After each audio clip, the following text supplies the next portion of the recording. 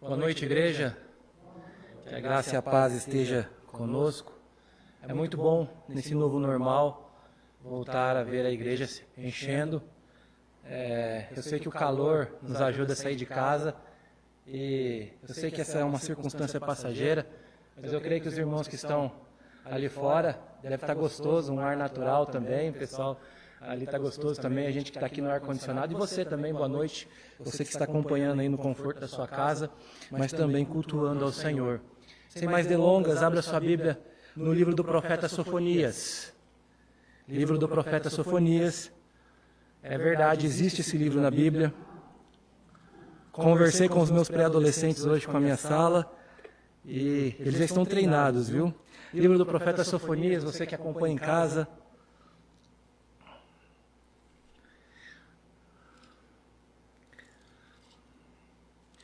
Entre Abacuque e Ageu, livro do profeta Sofonias, capítulo 1, do verso 1 ao verso de número 6. Livro do profeta Sofonias, capítulo 1, do verso 1 ao verso de número 6. Também uma pequena parte do verso 7, mas basicamente Sofonias do 1 ao 6. Diz assim a palavra do Senhor. Palavra do Senhor que veio a Sofonias, filho de Cusi, filho de Gedalias, filho de Amarias, filho de Ezequias, nos dias de Josias, filho de Amon, rei de Judá. Certamente consumirei todas as coisas sobre a face da terra, diz o Senhor. Consumirei as pessoas e os animais, consumirei as aves dos céus, os peixes do mar, as ofensas com os ímpios, exterminarei os seres humanos da face da terra, diz o Senhor. Estenderei a mão contra Judá e contra todos os moradores de Jerusalém. Exterminarei deste lugar o resto de Baal e a lembrança dos ministros dos ídolos e os seus sacerdotes. Exterminarei o que sobre os terraços adoram o exército do céu, os que adoram o Senhor, e juram também por Milcom. Farei também desaparecer aqueles que deixam de seguir o Senhor e os que não buscam o Senhor e nem perguntam por Ele. Calem-se diante do Senhor, porque o dia do Senhor está perto. Vamos orar? Deus, muito obrigado pela sua palavra. O Senhor é maravilhoso, Deus, em todos os seus desígnios. Que a tua palavra venha falar aos nossos corações. Ela é sua, Pai, e não é através da minha habilidade de oratória, porque não tenho apenas por graça do Senhor, mas porque a tua palavra é viva e eficaz, ela é poderosa, Deus. Então nos abençoa nessa hora, Pai, no nome de Jesus. Amém e amém. Certamente você tem as suas predileções, aquilo que você chama de comida favorita, cor preferida, carro preferido, o local da casa que você mais gosta. E a Bíblia não escapa disso. Você tem os seus livros preferidos. Certamente você falou, e mesmo que você não tenha um contato tão grande com o cristianismo, em algum momento você viu um versículo da Bíblia e você falou, olha, esse versículo da Bíblia, mesmo que eu não a conheça toda, é o mais bonito que eu vi até agora. E você que tem um contato um pouco maior com a palavra de Deus, falou, olha, aquele livro me marcou. Mas eu ouso dizer e afirmar, e daria um prêmio para você que me ouve, se o livro de Sofonias está entre os seus prediletos. Aliás, talvez muitos de vocês tiveram dificuldades de achar esse profeta menor. Nós, às vezes, passamos por textos bíblicos. Há uma tentação muito grande quando nós estamos vendo as histórias bíblicas, quando nós chegamos, por exemplo, na genealogia, que alguém gerou alguém e viveu tantos anos, que gerou mais alguém e que viveu tantos anos e que viveu mais alguns anos, nós temos a tentação de passar a folha da Bíblia e dizer, olha, esse texto aqui eu não gostei muito. E quando nós chegamos nos profetas, às vezes nós não entendemos nada. Quando nós chegamos no livro do Apocalipse, se não houver uma pregação explicando, nós não entendemos nada. Nós temos alguns gêneros que nós não gostamos. E quando você chega naquilo que se chama de profetas menores, já é difícil de achar, porque em algumas Bíblias, o livro de Sofonias se resume a 1,5 páginas ou 2 páginas no máximo. Esse livro, ele é muito pequeno. E aí você vai dar de cara com textos, por exemplo, que falam o seguinte: exterminarei, farei sumir sobre a terra. É uma palavra muito má, e você conhece um Deus de amor. Você conhece um Deus bondoso. Talvez ler o livro dos profetas menores te dá medo. Mas a Bíblia é o livro da história da redenção. E nós deveríamos olhar as Escrituras como a história da salvação. A história de um Deus que, apesar da infidelidade do homem, percorre toda a Bíblia para dizer o seguinte: Deus pode nos salvar. E como eu disse aos pré-adolescentes hoje, os profetas menores são como se fosse um megafone de Deus, a parte mais alta, onde Deus sobe o tom dizendo: se arrependa! Se arrependa porque eu também sei castigar. Se arrependa porque minha ira é grande. Se arrependa porque há uma palavra muito linda. E talvez deveria servir de conforto para nós, e é o tema da nossa mensagem hoje. O dia do Senhor está próximo. O dia do Senhor que ficou tão evidente nos nossos dias, que ficou tão evidente nesse ano. As pessoas pensaram: agora Jesus vai voltar, é pandemia. Na semana passada, um asteroide passou pela Terra, mais perto do que os satélites, por exemplo, de internet estão localizados na nossa Terra. E talvez 2020 seja um ano atípico, seja um ano difícil. 2020 foi um ano que pessoas pensaram assim: Jesus vai voltar, alguma coisa está acontecendo de errado com o mundo. Essa semana a NASA anunciou que a Terra terá a partir de agora 2 luas, não somente uma. Há um objeto que a Terra vai capturar com a sua gravidade. É um ano totalmente diferente. E muitos vão pensar: Deus vai voltar. E quando você olha para as Escrituras, se você não tiver uma leitura certa do dia do Senhor, você vai falar o seguinte: bom, mas que dia é esse? Eu olho para Sofonias e eu leio como se Sofonias fosse um livro à parte das Escrituras, uma história que não faz parte do contexto maior das Escrituras, e você fala: que terrível, eu não quero que Jesus volte. Mas quando nós olhamos o todo das Escrituras, nós observamos 2 coisas. Primeiro, que o dia do Senhor ele tem 2 momentos na história. Os profetas disseram que o dia do Senhor seria um dia que Deus resolveria o problema do pecado. E de fato Deus já veio pela primeira vez e resolveu. Então parte do dia do Senhor está cumprido. Mas há uma outra parte que os profetas menores gritaram e disseram o seguinte: Deus vai restaurar todas as coisas. A cidade de Manaus está propondo novamente um lockdown, porque eles estão temendo uma nova onda do coronavírus. Eu não sei você, mas há uma sensação que isso nunca vai passar. E nós clamamos pelo dia do Senhor. E o dia do Senhor, ele é um dia de fato de esperança, mas também de fato de medo. O que é o dia do Senhor? Ele está perto. Ele está próximo. E a primeira vida de Cristo nos dá um alerta que Ele foi inaugurado. E Ele é iminente. Ele vai acontecer. Por isso que eu gostaria de ver algumas reflexões que Sofonias faz sobre o dia do Senhor. Aliás, o profeta Sofonias foi um homem que nós temos poucas informações sobre ele, mas algo interessante: Sofonias provavelmente foi profeta nos dias do rei Manassés, que foi um dos piores reis que existiu sobre Israel. E Manassés foi um homem que praticava sacrifício de crianças no templo. Mas o nome de Sofonias é lindo, significa Yahvé, ou Jeová esconde.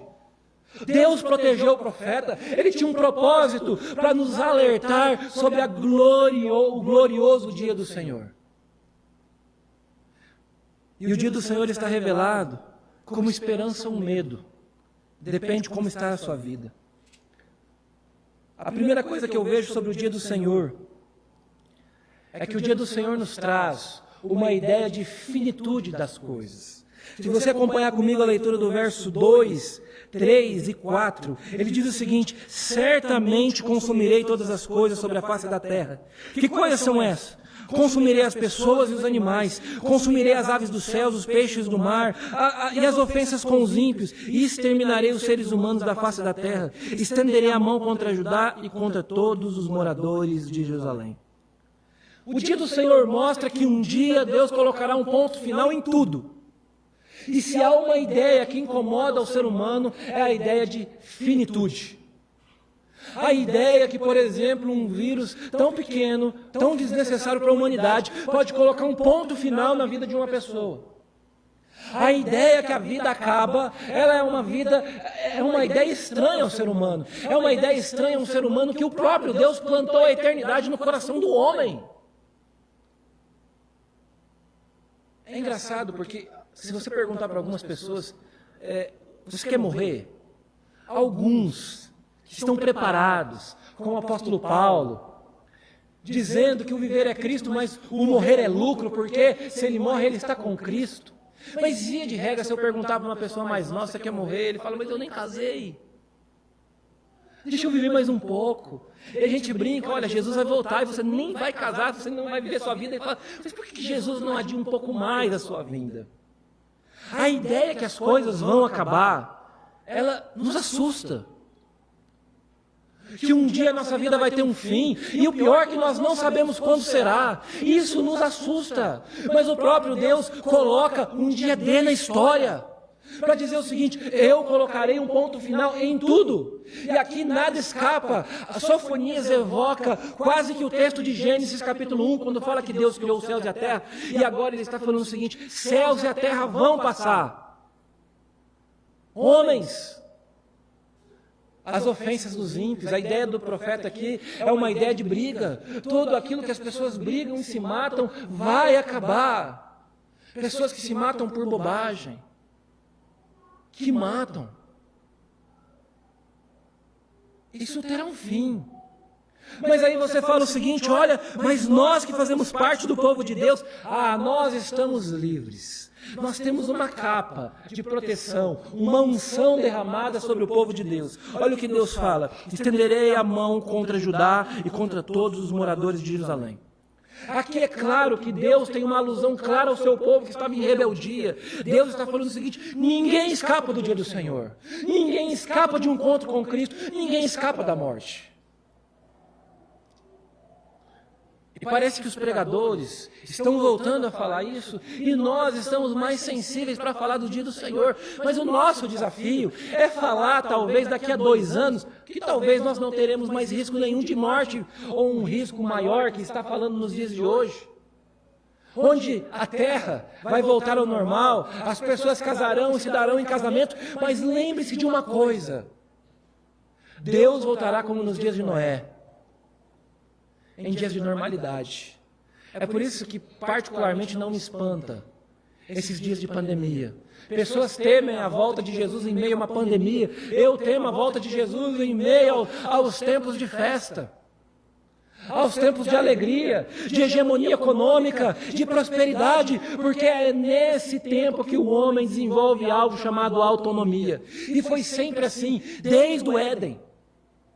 Qual foi a proposta da serpente? Qual foi a proposta do diabo? Seja autônomo, você não precisa de ninguém. Você vai ser como Deus. As coisas não acabam. Pode ir, pode comer, Deus é mentiroso. Qual é a proposta da serpente até os dias de hoje? Vire as costas para Deus. Viva como se nada fosse acabar. Mas o dia do Senhor está perto, e não é somente isso que Sofonias vai nos alertar, mas o dia do Senhor nos lembra que Deus destruirá as falsas religiões. Exatamente isso. Verso de número 4, ele fala o seguinte, exterminarei desse local o resto de Baal, e a lembrança dos ministros dos ídolos e dos seus sacerdotes. Sofonias profetizou nos dias de Josias. Mesmo nascendo nos dias de Manassés, ele está agora nos dias de Josias. Josias foi um bom rei. Ele tirou do templo a grande parte da idolatria. Ele trouxe a palavra de Deus, mas é bem provável que algumas pessoas, de maneiras remotas, adoravam a Baal. Alguns sacerdotes ainda eram sacerdotes idólatras, que serviam a uma falsa religião. É bem provável que no meio de Israel havia práticas pagãs, erradas, condenáveis diante do Senhor, como nós vemos, por exemplo, Saul consultando uma média, isso antes, mas pessoas que talvez esporadicamente não buscavam a Deus e mexia com todo tipo de ocultismo. E me preocupa muito quando vem essas pesquisas demográficas falando o seguinte, que até 2050 o Brasil será a maioria evangélica, isso me preocupa muito. Você poderia falar o seguinte, não, isso deveria ser motivo de comemorar. Não, porque esse crescimento está vindo com falsos conceitos. Esse crescimento está vindo com falsos ditados. Dizendo, por exemplo, que o homem, ele é o ponto fraco de Deus. Dizendo que o homem está no centro do coração de Deus. Que o homem é a figura mais importante, tirando todo o ensino bíblico. Eu não estou falando dos falsos conceitos, de falsas religiões que são conceitos antigos. Eu estou falando da nova roupagem. Como um pastor, essa semana na televisão, afirmou o seguinte, abre aspas, pastor de uma igreja denominada Batista, dizendo Marcos Vieira, dizendo o seguinte, olha o que ele disse, quando Jesus morreu, a fé dos discípulos era tanta, que eles começaram a dizer que Jesus ressuscitou. Isso é o pior do liberalismo teológico, dizendo que a ressurreição de Cristo é coisa da cabeça. E tem gente que segue esse tipo de coisa, gente que segue falsos conceitos. Pastores que não afirmam mais a divindade de Cristo, pastores que não creem mais no milagre, igrejas que já perderam a essência, que o culto virou circo, com todo o respeito que eu tenho ao circo, que é algo honrado. Porque agora a igreja precisa ser desse jeito, a igreja precisa fazer dessa maneira. Não! E nós vamos levando como se fosse evangelho. É engraçado, algumas pessoas, elas falam o seguinte, às vezes elas estão em casa e elas gostam de ver alguns programas evangélicos. E elas falam o seguinte, olha, é melhor do que ver novela. Olha, eu sinceramente tenho minhas dúvidas. Eu tenho minhas dúvidas se você falar que trízimo é bíblico.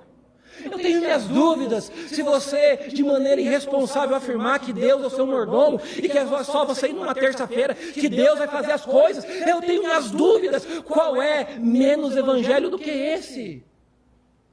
Onde Deus é o seu capacho. Eu tenho minhas dúvidas quando alguém diz que a voz do povo é a voz de Deus. Ou quando alguém diz assim, diga-me com quem andas que eu direi quem tu és. Está escrito em Mateus capítulo 29. E tem gente que vai tentar abrir, né? Em Mateus 29. Porque não conhece as escrituras. Cuidado com aquilo que se coloca como falso ensino. Por exemplo, aqui Deus está condenando um Deus chamado Baal. Deus está condenando esse Deus chamado Baal, que o povo de Israel adorava idolatrar esse Deus. Por exemplo, há um outro Deus na Bíblia que Deus condena, Mamon, o dinheiro. Quantas vezes as pessoas falam o seguinte, pastor, eu não fui na igreja porque eu estava trabalhando, e fala com a boca aberta e fala assim, eu estava trabalhando, como se os trabalhos estivessem em cima de Deus, como se Deus fosse aceitar isso. Deus não aceita! Porque Deus criou o mundo em 6 dias e Ele pediu para dar um 7º para descansar. E há uma coisa interessante nessa quarentena. Eu sei que muitas pessoas, e eu concordo, muitos precisam trabalhar. Mas muitas pessoas ficaram angustiadas por trabalhar. Não somente pela necessidade, mas é porque não aguenta fazer pausa. Porque acostumaram uma vida de 7 dias por semana, uma vida que nem Deus criou para ele. Uma vida ensinada pela falsa religião. Mas o dia do Senhor nos mostra não somente que a falsa religião, os falsos sacerdotes serão exterminados, mas o verso 5 nos mostra que o dia do Senhor, aqueles que são idólatras serão exterminados. Exterminarei os que sobre os terraços adoram o exército dos céus e os que adoram o Senhor e juram por ele, mas também por Milcom, pessoas que servem a 2 senhores. A idolatria do coração. Como já dizia João Calvino, o coração do homem é uma fábrica de ídolos. E às vezes nós, quando viemos para Cristo, nós temos às vezes uma falsa sensação que nós abandonamos todos os ídolos. Porque nós temos uma imagem que os ídolos são aquelas imagens de barro de outras religiões. E não é. Pode ser um filho, pode ser o próprio emprego, pode ser o seu dinheiro. Pode ser qualquer coisa que você coloca no lugar de Deus. Pessoas que não somente adoram a Deus, mas adoram, por exemplo, a casa. Pessoas que gostam de criticar todo mundo pela maneira que criam seus filhos. Olha, tá vendo aquela pessoa, cria tão mal o filho. Mas e eu? Eu crio bem. Meus filhos têm bons modos. Idolatra a própria educação. Deus não suporta esse tipo de coisa. Deus não suporta aqueles que estão com um pé aqui e um pé lá. E eu não estou falando apenas de pessoas que estão com um pé na igreja e um pé no mundo, como o filho pródigo, que ele foi o primeiro filho, o filho mais novo, ele vai para fora, mas a Bíblia também conta a história de um outro filho, que está dentro, mas que ele não idolatra o pai, ele idolatra aquilo que o pai pode dar. Porque na primeira vez que o pai dá uma festa para o filho fujão, ele fala: pai, eu trabalho há tantos anos e o senhor não me dá nada. A ingratidão pode ser um ídolo no coração. A inveja, a amargura. Você já percebeu que algumas pessoas, a vida nunca está boa? Você pergunta: bom dia, não. Não está bom. Hoje eu estou com dor aqui. Hoje tem uma dor ali. Quando não tem dor, ela tem que reclamar de alguma coisa que não deu certo. É o ponto que, uma vez, eu estava num local, trabalhando, e eu percebi que a pessoa nunca olhou na minha cara. E eu fico incomodado com isso, meus irmãos. Eu sofro com isso. A pessoa não me cumprimenta. Eu acho que eu sou um pouco carente de atenção. E eu falo: não me cumprimentou, não me cumprimentou. E foi passando um dia, eu criei coragem, falei: vou perguntar. E se vai uma lista, se você não olhar na minha cara e não me cumprimentar, um dia ou outro eu apareço na sua casa e falo: por que você não gosta de mim? E eu fui. Por que você não gosta de mim? A pessoa falou: não sei. Porque tem pessoas que não têm motivo, porque o próprio coração é ruim, amargurado, rancoroso. E pessoas que adoram ficar nesse estado de espírito. Porque no fundo tem um outro Deus que ele serve, o Deus do vitimismo. Eu sou assim. Coitado de mim. E nós vivemos numa geração de mimimi, que você não pode falar nada. Uma palavra mais dura. E talvez você que está na live, você que está começando na igreja agora, eu quero que você preste atenção numa coisa. Se você for recebido nessa igreja, eu espero que daqui a alguns anos que eu vou orar nessa igreja, mais 10, 20, 30, 40, 50 pessoas, e que por aquilo que o pastor Nilson tem orado todos os dias que eu conheci ele, por avivamento em Ubiratã, que talvez tenhamos mais uma igreja aqui em Ubiratã. Mas eu quero dizer uma coisa para você quando vir para a igreja. Quando alguém perguntar para você na sua pública profissão de fé, você promete respeitar a sua autoridade religiosa, enquanto esta permanecer na palavra. Porque está difícil. Porque o problema não é a autoridade religiosa, é porque não respeita pai, não respeita a mãe, não respeita nada, não respeita nem o chefe. Aliás, há uma reportagem da revista Exame que fala sobre essa geração, a minha geração, do pessoal aí que tem de 20 anos a 20 e poucos anos, que está entrando no mercado de trabalho, é uma geração frustrada. Porque se o patrão falar assim: está errado, nossa, me humilhou, vou processá-lo. Nós somos frutos de uma geração que não pode falar nada. E aqui eu quero que você me entenda, eu não sou a favor de bullying, eu não sou a favor disso. Mas eu, quando fui para a escola, eu era o único que usava óculos. Eu sobrevivi. Vamos parar com isso. Às vezes os pais vão criar os filhos: nossa, tadinho dele, não pode ouvir isso, não pode ouvir aquilo. Pode e vai. Nós temos que criar homens para ser homens e mulheres para ser mulheres, pessoas prontas e equipadas na palavra de Deus. Que no futuro não sirvam a dois senhores. Pare com isso, você pai, de dizer o seguinte, porque tem muitos pais que infelizmente não conseguiram e não entenderam o que é ser alguém na vida, porque eu não sei até hoje o que é esse conceito. Algumas pessoas falam assim: você tem que ser alguém na vida, eu não sei até hoje o que é isso. E talvez alguns pais que não conseguiram uma faculdade, chega para o seu filho e coloca: você tem que ser alguém na vida, porque eu não fui. Não coloque suas frustrações sobre os seus filhos. A primeira coisa que um pai tem que falar: eu quero que você seja um servo de Deus. Aquele que é um servo de Deus já é alguém na vida. Porque um servo de Deus, não importa a profissão, ele vai usar aquela profissão como chamado de Deus. Aliás, os pais, e aí eu quero falar o que eu falei um pouquinho, quero abrir um parênteses, o que eu falei com os pré-adolescentes hoje. Às vezes o seu filho vai para Curitiba, Londrina, Maringá, e você fala: ele está indo para estudar. Você já reparou que quando Jesus mandou, e ele não falou apenas com os 12, ele falou com mais de 120 pessoas, ide por todo mundo e pregar o evangelho, ele só não falou apenas no contexto religioso. Quantas pessoas daqueles 120 viraram apóstolos? Poucas. Quantos viraram pastores? Poucas. Talvez eram fazedores de tendas, não viraram apóstolos como Paulo. Então, quando seu filho sair para Maringá, outra cidade, Curitiba, São Paulo, ele é um missionário acima de tudo. Ele é alguém que é enviado por Deus. Deus está à frente, para que ele não aprenda a ser escravo de uma frustração que você, como pai, não conseguiu cumprir, mas que agora você não joga essa pressão. Olhe para que seu filho, em primeiro lugar, seja crente. Busque em primeiro lugar o reino de Deus, e as demais coisas serão acrescentadas. Não vamos servir a dois senhores. O dia do Senhor também nos mostra uma outra ideia. Verso de número 6. Farei desaparecer também os que deixam de seguir o Senhor, os que não buscam o Senhor e nem perguntam por Ele. O dia do Senhor, aí sim, será terrível para aqueles que abandonaram a Deus, ou sequer se lembra de Deus. É que eu quero fazer um apelo para você que me escuta, talvez nessa noite, e você que está no auditório. Nós não conhecemos o coração de ninguém. Nós não conhecemos o coração de ninguém, então, como diz o reverendo Roberto Brasileiro, que um pastor a cada 2 meses deve fazer na sua igreja um sermão de apelo. E nós teremos surpresas.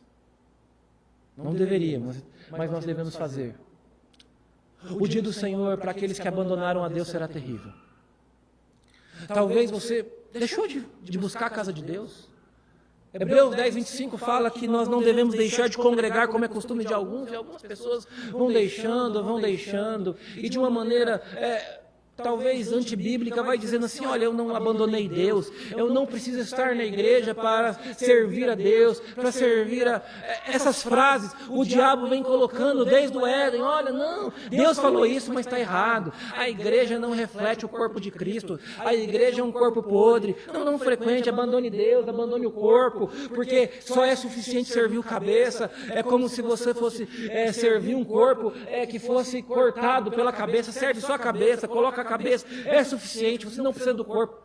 Pessoas que deixaram de um domingo, 2 domingos, talvez você que está na live, você está com medo de vir na igreja e talvez algum sentimento deixou e você fala, olha, eu sobrevivi sem Deus durante a pandemia, eu consigo, tudo bem, mas saiba de uma coisa, o dia do Senhor está se aproximando para você, o dia que é glorioso, o dia que talvez eu estou falando para algumas pessoas aqui, que o dia do Senhor tem enchido o seu coração de esperança e você fala, Maranata, a hora vem Senhor Jesus, mas para algumas pessoas será um dia de desespero. É um dia de desespero. E é um dia que deveria nos desafiar a ser discípulos de Jesus e levar a palavra de Deus. Por quê? Num rápido pensamento na sua família, e eu sei que se você pensar na sua família num contexto geral, não somente marido e esposa, mas no contexto do seu pai, a sua mãe, seus tios, seus primos, você tem pessoas que não conhecem a Cristo.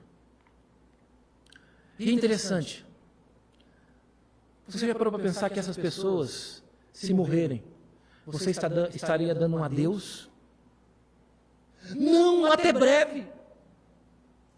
Porque aqueles que morreram em Cristo é apenas um até breve. Sabe quando você vai partir, você fala, olha, a gente vai se encontrar lá no final. Não sei quantos assistiram às Crônicas de Nárnia, a viagem do peregrino da alvorada, chega um momento que aquele bichinho pequenininho, tipo um esquilo, ele está diante de uma montanha, de uma onda muito grande de água, e ele vai se despedir do seu amigo. E Aslan, o leão, que é a representação clara e evidente de Cristo Jesus, fala para ele, olha, daqui você já não pode ver eles mais. Mas calma, não terminou a jornada deles, eles vão atravessar o outro lado da parede. Quando um cristão morre, ele está ultrapassando o outro lado da parede. Aqueles que morrem sem Cristo sequer chegam nessa parede. E o meu coração se consome quando algumas pessoas da minha família morrem. E eu sei que foi a Deus.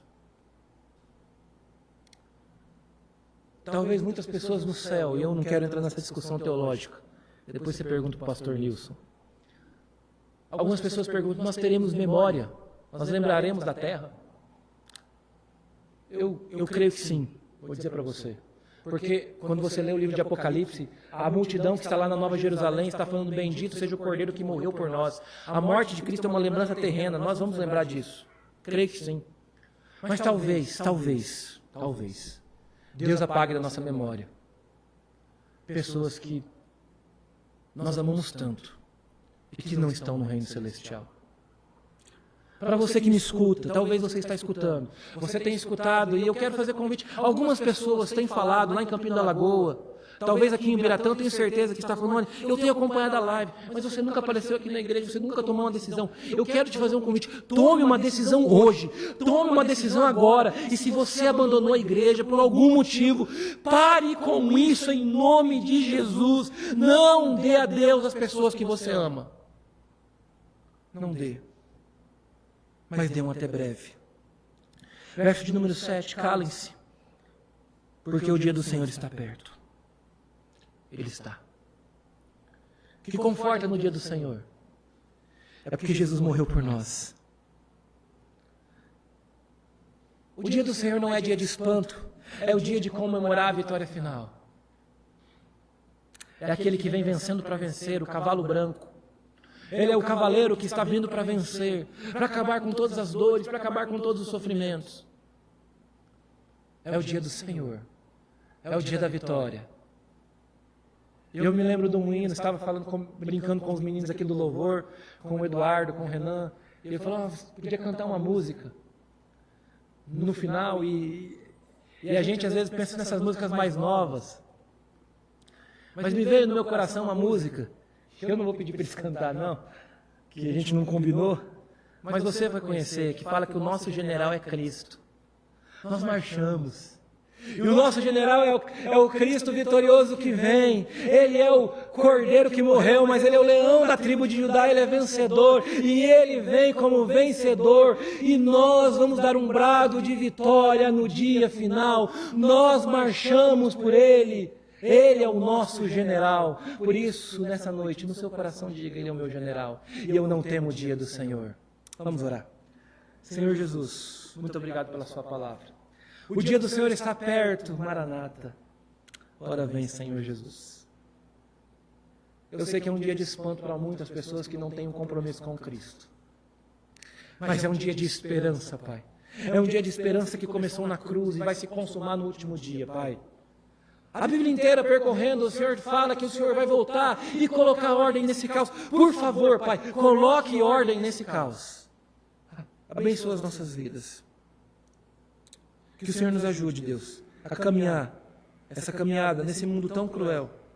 Eu sei, Pai, que o Senhor pediu para que nos livrasse do mal, e o Senhor não pediu para nos tirar do mundo, Deus, mas nos leva, Deus, em segurança, ainda que andemos pelo vale da sombra da morte. Que a igreja do Senhor possa andar triunfante, militando, Deus, nessa terra, mas em triunfo para o reino dos céus. Mesmo que aqueles que militam sofram temporariamente, mas que para o reino de Deus isso produza eterno peso de glória. Que possamos compreender o significado do dia do Senhor. E é no nome de Jesus que nós oramos e agradecemos. Amém e amém. Que Deus nos abençoe.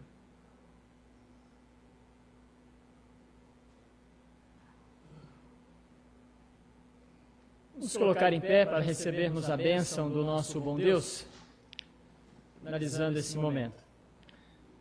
Deus, em nome de Jesus, aqui está o teu povo, nos conduza para uma semana debaixo da tua presença, debaixo da graça do Senhor, sê com os nossos afazeres, nos dando sabedoria, entendimento, nos livrando, ó Deus, das investidas do inimigo contra o nosso coração. Nos protege, guarda o teu povo, Senhor, ampara o teu povo.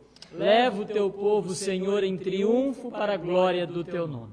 E agora, igreja, que a graça do Senhor Jesus, a comunhão e as consolações eternas repouse sobre cada um de vós, hoje e para todos sempre. Amém, amém e amém.